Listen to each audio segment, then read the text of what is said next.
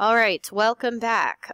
This video is going to focus on a few of the basic editing tools that we have in Premiere that we can use to cut up our clips and do some stuff with them. So one thing I want to start with is in the previous video you may remember that we saw only one stripe of video here. Premiere from the beginning gives you the flexibility to import either video, audio, or both.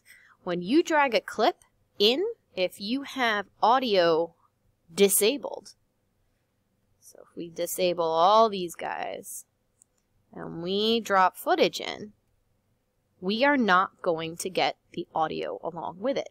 So I'm clicking this and hitting delete.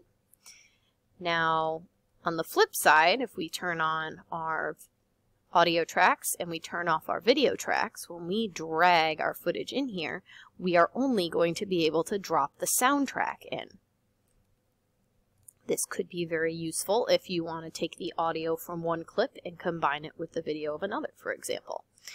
But for our project, we want to leave these guys highlighted because, of course, we want the sound and the picture from the video that we have brought into our project.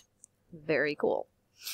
Now, here in our timeline, which is the layout of our project, we can see that along the top we have indicators that give us the time. This would be seconds, and then we get into minutes, etc., etc.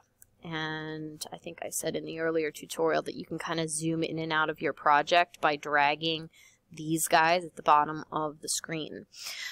And so let's take a look at what we can do here. This arrow here, this little guy, this is called the playhead. And wherever the playhead is, that's what we're going to see up here in the project preview. And we can either play the project by clicking the play button, or we can do what's called scrubbing, which means dragging the playhead and skipping through it. Let's see what on the list. Oh yes, so we filmed one continuous clip, at least we were supposed to in this initial assignment, and so we should have a block of footage a minute or two long to work with, and we're going to be editing that down. So if we go into our toolbar here, we will see this is called the razor blade tool, and the razor blade tool allows us, you can see that if we hover over the playhead it'll actually snap to it, but you can actually, anywhere you click, it's actually going to cut the footage into pieces. So I'm Control Z, Control Z, Control Z. I'm going to choose places in my video where maybe there was some dead time. Like at the beginning of the video, there wasn't a lot going on. So I'm going to actually just cut right on that spot. And then I'm going to go a little later in the movie and maybe I'm going to cut it here. And then maybe I'll add one more cut. I'm doing this kind of arbitrarily in this tutorial, but I'm expecting you to watch your video and figure out exactly where you would separate and potentially put a transition. So now we have gaps between the clips. Now keep in mind, we want to make sure we go back to our arrow selection tool when we're done. So a couple things. We had said earlier that this is footage we don't need, so I'm actually just going to click on it and hit delete. Now you'll notice that the rest of the footage didn't slide in to occupy this time here, and this might be different than what you might have experienced if you've used a simpler editing program like iMovie. This is actually really useful because as we get into working with different layers, you may not want anything here because maybe you have a different layer up here that you want to show through. So there are a lot more steps, but then again you also have a lot more flexibility. In our case, we don't want to have this gap here, so what we can actually do is we can click the gap, and then we can hit delete, and that will pull the rest of our project forward to the start of our timeline at 00. So let's see. What else are we going to do? Just so you know, we have the eyeball, which across many different softwares shows us the ability to hide a layer. So if we look at our preview up here and I hide this first video layer, we will no longer see anything in our preview.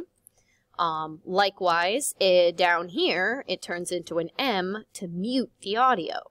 So if I click mute and we play back the video, there will be no sound.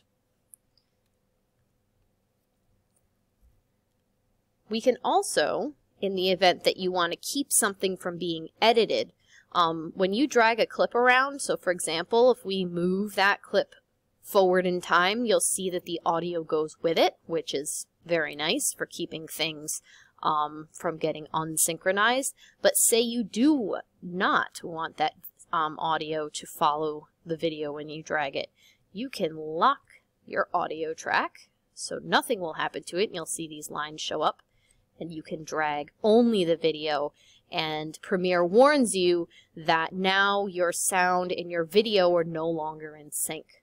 So you can snap it back like that. And I'm going to unlock these guys. Cool.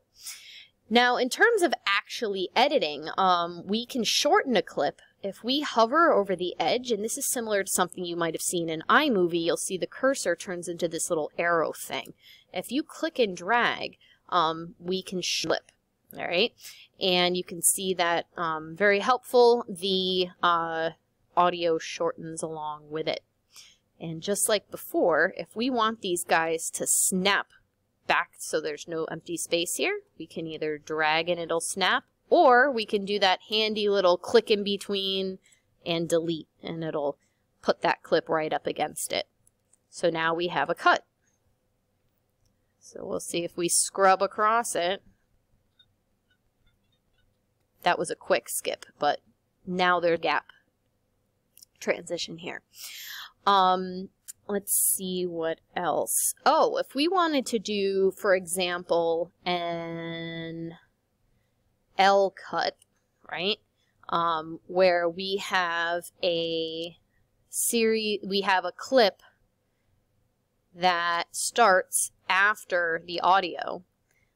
We could lock the audio down. We could drag that across. So now it could be a cut from black. So now we would hear the sound, but we wouldn't see the footage until this point. So whenever you're trying to edit your video and your audio independently, using these lock and unlock of layers is a really handy tool. So for this assignment, I would like you to go through your video and edit out anything that you don't want. We're not going to do anything too crazy with transitions just yet. We will save that for a future exercise. All right, that's it for now.